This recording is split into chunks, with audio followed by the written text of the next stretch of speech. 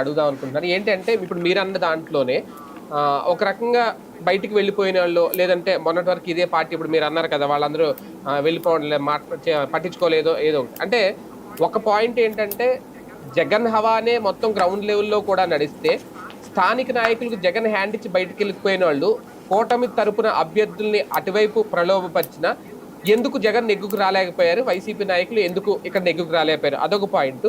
2021 మార్చిలో ఇదే వైఎస్ఆర్సీపీ ఇదే మున్సిపాలిటీ ఎన్నికలో మొత్తం చుట్టుపడేసింది. అప్పట్లో మొత్తం అన్ని దాదాపుగా వేళకే వచ్చినాయి దాదాపుగా. అలాగ చుట్టుపడేసిన స్థానాలు ఇప్పుడు ఖాళీ అయినా సరే కనీసం అవి కాపాడుకోలేని దుస్థితికి వైసీపీ ఇప్పుడు వచ్చేసింది అంటే అక్కడ లోపమే. ఇక్కడ కాపాడుకోవడానికి అంటే ఏం చేయాలి? కత్తులు తీసుకుని వెళ్ళి పొడుస్తారా? లేకపోతే కనుక నువ్వు చేయడానికి వీల్లేదంటే ఆగుతారా?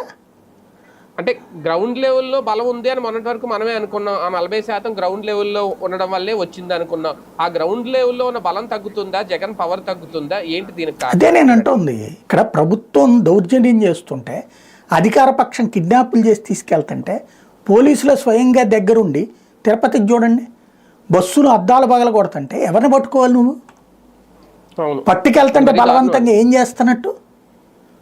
ఇదివరకు మనం ఏమన్నాము, దౌర్జన్యం చేసి అక్కడ పోటీ చేసేటప్పుడు అక్కడ గొడవ చేస్తుంటే నువ్వు ఎట్టా చూస్తూ ఊరుకున్నామని ప్రభుత్వాన్ని నిలదీశాం కదా. అప్పుడు వైసీపీ ప్రభుత్వాన్ని మనమే నిలదీశాం కదా. ఇదేం దౌర్జన్యం, ఇదేం కర్మ, మీకు 2 మున్సిపాలిటీలు పోతే ఏమన్నా నష్టమా, ఇది ఎక్కడ దౌర్జన్యం అన్నాం కదా ఆ రోజున. ఇలాంటి దాష్టికాలని అంగీకరిస్తుందా సమాజం అన్నాం కదా. అది ఆ దాష్టికాలను అంగీకరించకపోవడం వల్లే కదా ఆ ప్రభుత్వం కూలింది. ఇప్పుడు చేస్తున్న దాష్టికం ఇది కరెక్ట్ అవుతుందా? దాంట్లో ఏం చేయాలి ఇప్పుడు?